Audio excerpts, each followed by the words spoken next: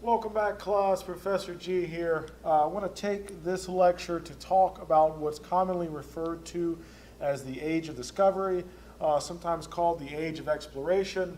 Roughly the time period spanning between beginning in the 15th, 16th century, carrying on all the way to the 19th century. And the Age of Discovery characterized by the expansion of these various European powers across the globe. This is the beginning of European colonialism, the occupation and the conquering of foreign lands by these European powers. And this time period is important because it answers what is perhaps the most fundamental question of modern history.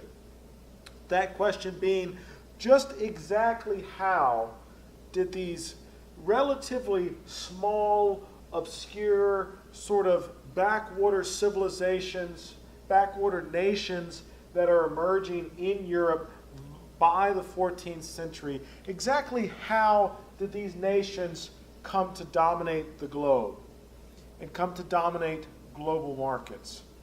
And this answers, this is one of the most important questions in modern history because it explains a lot. It explains the shape of our current political and economic environment. It explains why these European powers, America, the United States being the big exception to that, as we'll talk about why here, but why are the nations that are often considered the first world nations, just why exactly are they the first world nations?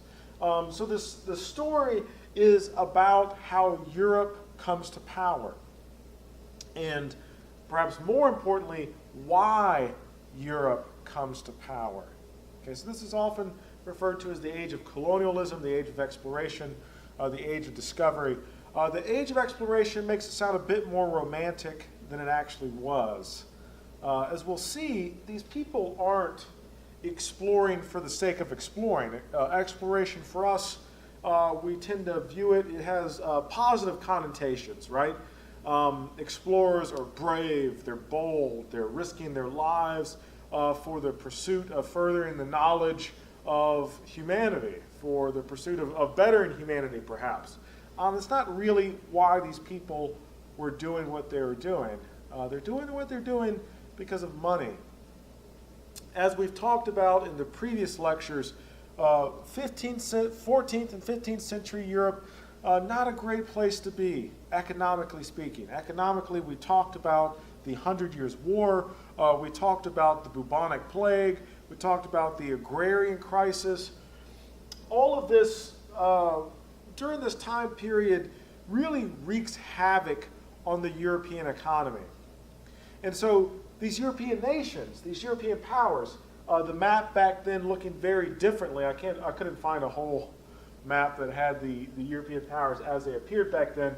All of Central Europe here divided over 20 different small nations occupying here. There's no Germany, there's no Poland, there's no Ukraine. All of that divided into various small kingdoms that were constantly in conflict with each other, constantly going to war with one another, constantly competing for land, constantly competing for resources. We've already talked about the conflict between Britain and France, the 100 Years' War.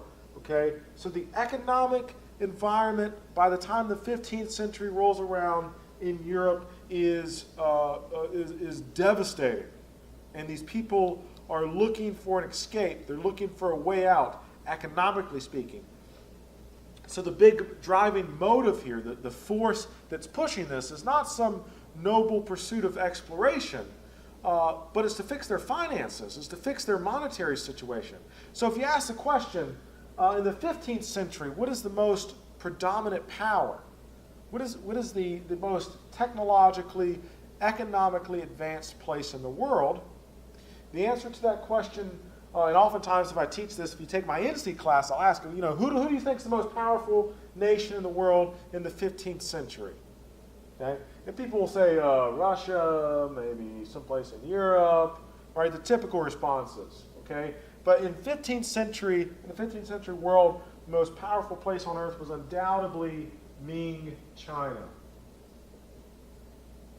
the Ming Dynasty in China. And the East played a very, when I refer to the East, 15th century, the East was just basically everything that was over here in sort of Southeast Asia, the East as a collective whole. And the East played a very important role in the European economy and in the European imagination. The East was important because there's some two primary places that Europeans were interested in the East, interested in economically speaking. Those places, as I just said, one being China, which was currently controlled by the Ming Dynasty, and the second place being India, Indian subcontinent. So it's an interesting comparison. If you watch the Niall Ferguson video that I'll put up on Blackboard, there's a very interesting comparison between Ming China and Europe. Ming China more technologically advanced. If you compare the naval technologies of say, Ming China to Britain in the 15th century, Chinese ships are bigger. They're capable of better oceanic travel. They can hold more crew. They can hold more sources. The Ming government more stable, more wealthy. China essentially dominating Asia at this point. Ming China dominating Asia. There's not a whole lot of competition. But there's also, sorry, this is going to go out a few times during this talk. Try to get it to stay up as much as possible. But there's also cultural differences as well. There's a big difference culturally speaking. Okay, Ming China is starting to do exploration. They're starting to go overseas. The Chinese, by this point, reaching the Pacific Islands, even reaching India, even reaching Africa.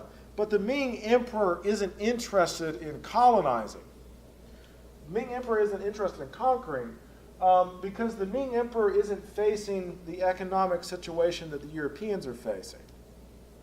All right, so a very different approach here. So the Europeans primarily interested in the East. They're interested in what's happening over here because there's a long connection between Europe and the East. Sorry, I don't know if you can hear me. There's a long connection between Europe and the East. There was an ancient route, an ancient trade route that ran from Europe to the East, bringing goods from the East to Europe, where there was a really large market for Eastern goods. And this trade route, known as the Silk Road. The Silk Road. There's a new Netflix television show called Marco Polo. Perhaps you've heard of Marco Polo before. Marco Polo is a trader along the Silk Road. That's how him and his family are making money. The Silk Road running goods from east to west. Now the goods they were after, they were looking to get to these two places, China and India. From India they wanted spices.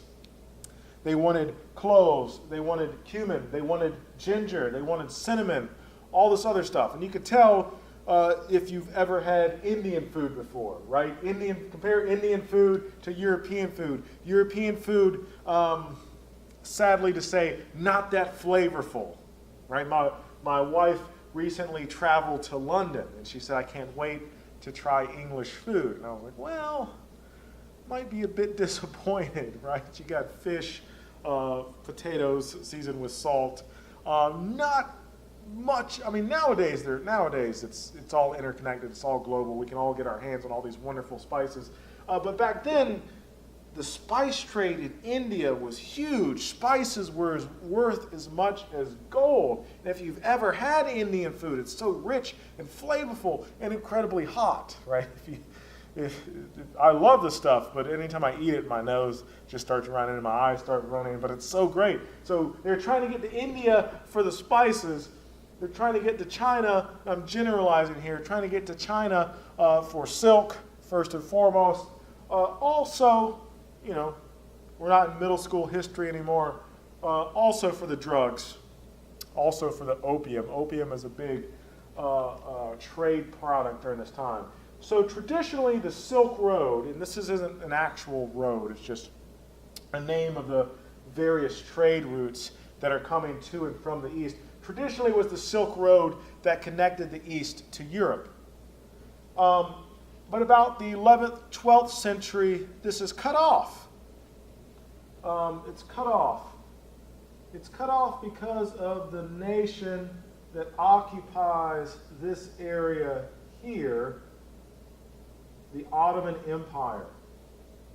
Eventually they'll make their way up into Spain as well. But the Ottoman Empire, by the 14th century, occupying a huge, huge landmass in the central region that was once formerly the Silk Road. The Ottomans in the 15th century spreading into mainland Europe. The Ottomans conquer Constantinople in the mid-15th century, making their way, not that far, this is just a loose approximation, making their way into modern-day Greece as well.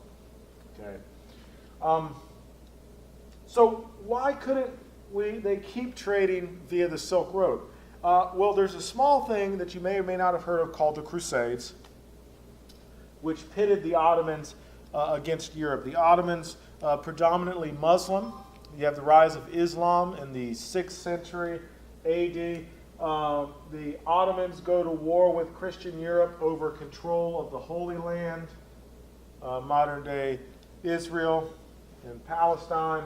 The Ottomans go to war with Europe. The Crusades essentially closing the Silk Road. The Ottomans no longer willing to trade with the Europeans. So the Europeans can't go east via land, so really the only option is to explore a sea route. So they're sort of pushed to this decision by the Ottomans. It's not something they like willingly take up, like, oh yeah, let's go exploring, right? You think of like Frodo, let's go on an adventure, he's excited. That's not the case, okay? This is incredibly dangerous, incredibly risky. You're basically risking your life to do this. This isn't, it's not just for kicks, okay? They're doing it to make money, but because their only other option has been cut off. And how they go about doing this is really interesting. This is the emergence of stocks. If you may own stocks, right? Shares of companies. So there's an app called Robinhood that lets you buy and sell. I'm not sure if I'm allowed to say that on YouTube to list companies. So you could, you buy and sell stocks. Maybe you have a 401k, maybe you have a retirement plan or whatever. You put X amount of money into a company. Let's say you buy shares of Walmart. You buy stock from Walmart. You pay like $50 or whatever it is now. And it either increases or decreases. The idea of stocks actually comes from the age of discovery around this time. What people would do is they would invest in ships. So somebody from one of these European nations would go around. One second, people from these European nations would go around. They'd go to all the wealthy people in the land, and they'd say, hey, this is the deal. You give me X amount of money up front. You give me $200, $300, $500 to invest in this ship. We're going to take all this investment. We're going to build a ship. We're going to supply food and a crew, and we're going to sail to India, get all these spices, come back, and I'll give you a cut of the profit. So this is the early advent of stock.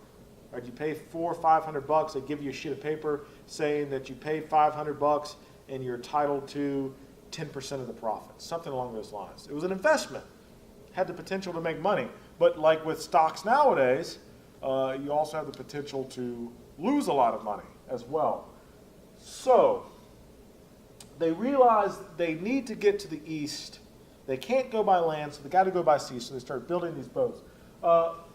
Portugal, right here connected to Spain, Portugal is the first nation to start to take to the ocean in an attempt to find a trade route to India, an attempt to find an oceanic trade route to India. Now the problem is that the Europeans weren't really all that familiar with Africa. North Africa used to be a part of the Roman Empire, but only North Africa, only the top part of Africa. Sub-Saharan Africa, largely unknown. No one really knew how big Africa was.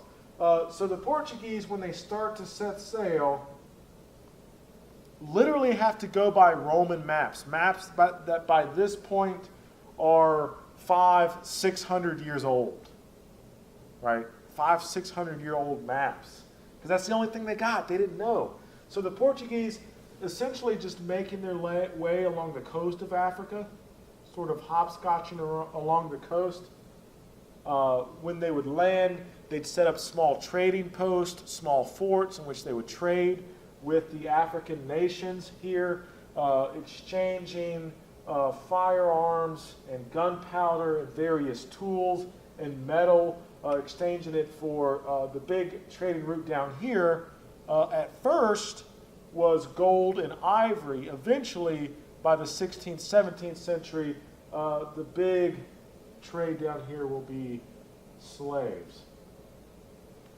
What was known as the Gold Coast or the Ivory Coast by the 17th century will become known as the Slave Coast.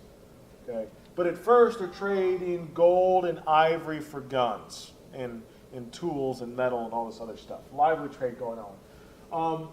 By the 16th century, Vasco da Gama, a Portuguese sailor, sails around the southern tip of Africa. Eventually the Portuguese will land in the Indian port of Calcutta. It's the Portuguese that established the first naval route to India. Now, other European nations catch wind of this. They're like, holy crap, the Portuguese did it. Okay? So the Spanish are up next. The Spanish also wanting to find a trade route to India, but not wanting to compete with the Portuguese, because the Portuguese aren't just going to let them come in and say, oh yeah, you can come sail around here too. You can use our ports. They're not going to do that. Remember, they're competing with each other. They're fighting with each other. The Portuguese are going to hold on to this through military might. They're not going to allow other nations to come in on their territory. So the Spanish are up next. So in the 15th century, an Italian sailor comes into the court of Queen Isabella. This Italian sailor's name is Christopher Columbus. Columbus comes into the court of Queen Isabella and says, I have a proposition. I'm going to sail across the Atlantic and reach India. I'm going to sail across the Atlantic, sail around the world, and reach India. Now, there's a common misconception here, a common myth, if you will. Common myth that Columbus set sail to prove the earth was round. Right? That's nothing more than a misconception of history. No one believed the earth was flat at that time. Okay, we talked in our lecture on astronomy about the two-sphere model of the universe that comes from ancient Greece. The two spheres, the sphere is round. Okay, the heavens and the earth, they believe the earth to be round. Anyway, where Columbus was wrong, okay, what was problematic about this wasn't that the earth was flat, but that Columbus believed the earth to be a lot smaller than it was. And so the reason why he had a hard time getting funding is because no one knew this was over here. Right? But they had a pretty good estimate about how big the earth was. So Columbus, they believed, would just set sail, and once he got about here, he would kind of peter out and everybody would kind of starve to death, right? They didn't believe he'd actually be able to sail across the Atlantic. But Columbus, very entrepreneurial spirit, is able to get funding, set sail across the Atlantic, landing in the Bahamas, modern-day Bahamas. The Spanish, Columbus largely unsuccessful in his voyages. The Spanish will continue on, land in modern-day Mexico, the Yucatan Peninsula, where they will encounter the first of the great South American empires. The Spanish are going to come into contact with the Aztecs, the Mayans, and the Incas. The Aztecs, Mayans, and Incas. The Aztecs occupying modern-day Mexico, around the Yucatan Peninsula, some of Central America, Costa Rica, Guatemala. The Mayans also occupying the same area by the time the By the time the Spanish arrived, the Mayan Empire largely declining. And also, I don't know if this will, you can see this here, but also the Incan Empire. The Incan Empire, largely in modern-day Peru, and a little bit into modern-day Chile as well, but the Incan Empire. Major South American empires, major South American civilizations, very wealthy civilization. And the Spanish, over the time span of a couple of hundred years, will eventually conquer all three of these civilizations and will literally start shipping boatloads of gold from Central and South America back to Spain. And this just starts a wildfire. All these other European powers realize how much money the Spanish are making. They want their piece of the pie as well. So Spain is followed by France. Well, I should also add that Portugal is not going to be outdone by Spain. Portugal also sailing to South America, and Spain and Portugal are going to split South America. Now, in some way, this is easy to remember because you just think about what language these people speak.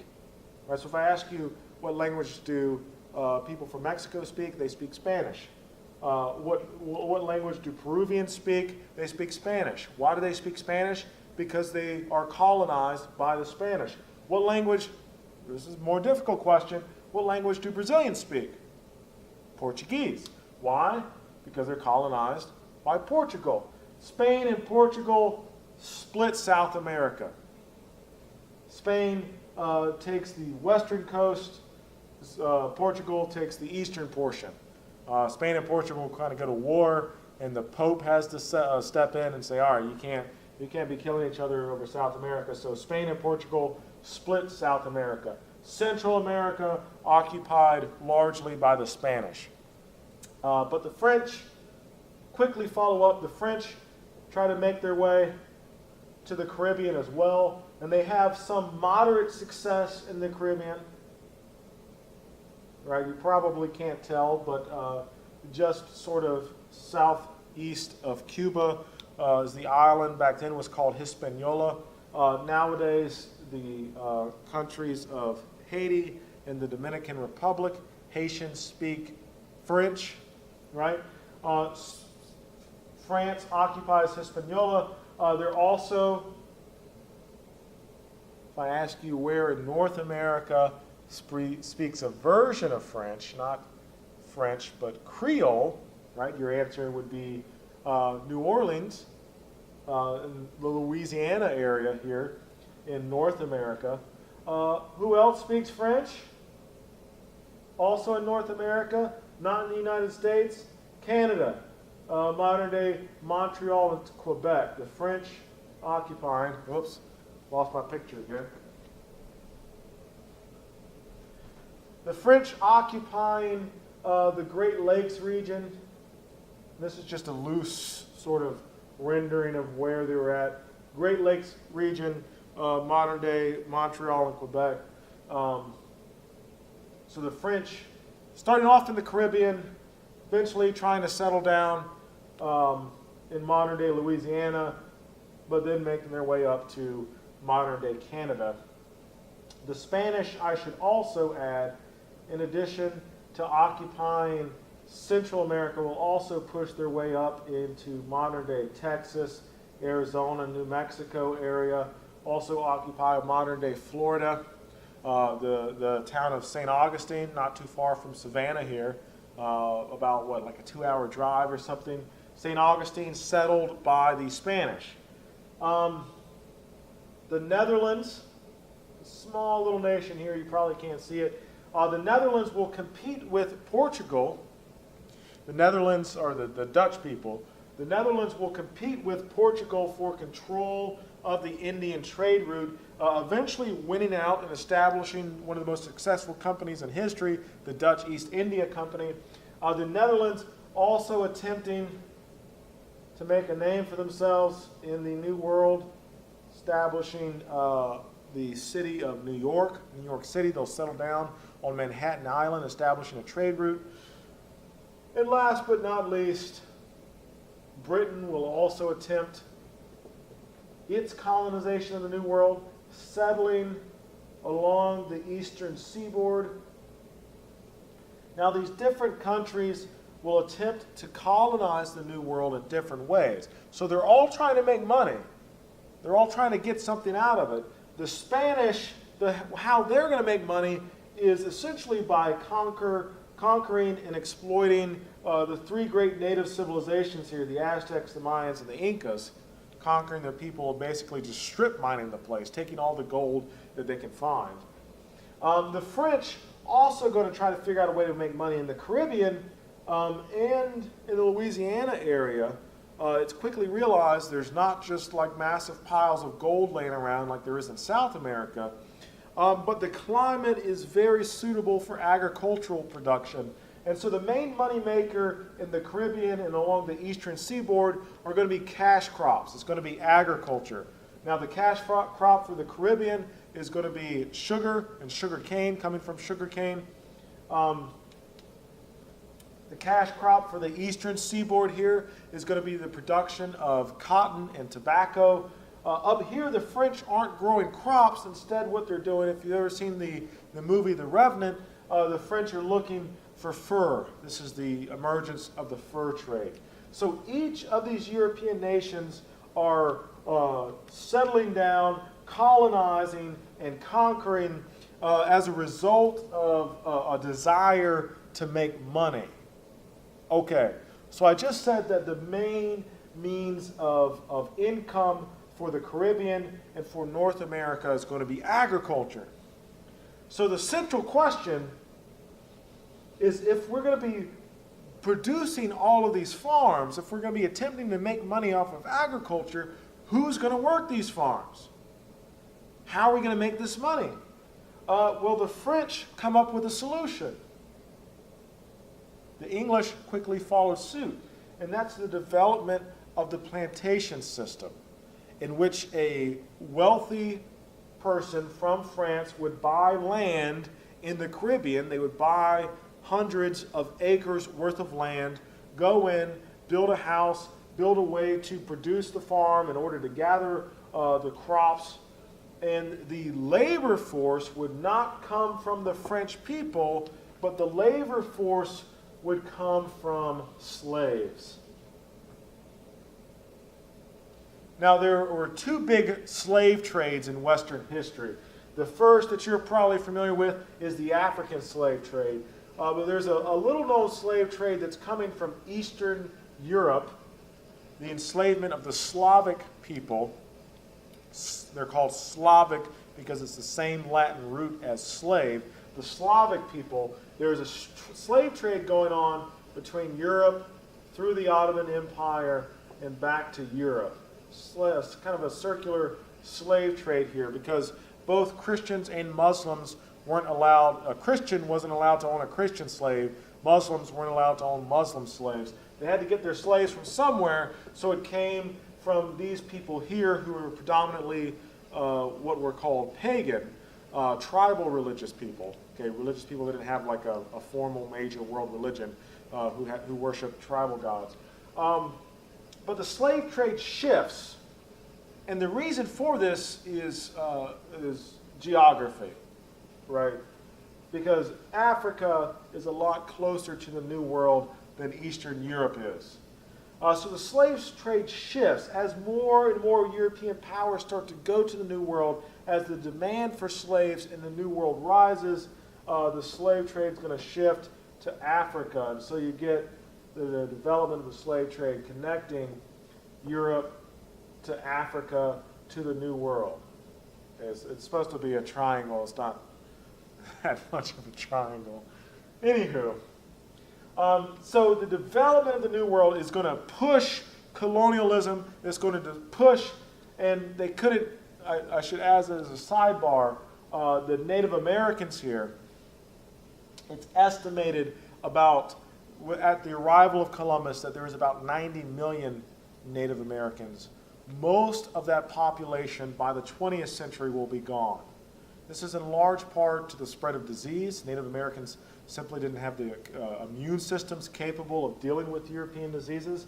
Most of those Native Americans will be wiped out. This is also why Native Americans were found not to make suitable slaves. They're not used to those sorts of diseases, so when Europeans would capture them, they would quickly die if kept in close proximity. So the slave trade shifts to Africa. So the development of the New World, driven by this economic need. This economic need is satisfied first by the exploitation of the major South American civilizations, then by the realization that cash crops were available and the shipping and exploitation of African slaves over to the New World. And this is what marks and defines the Age of Discovery. All right. If you have any questions, folks, email me, and I'll see you next time.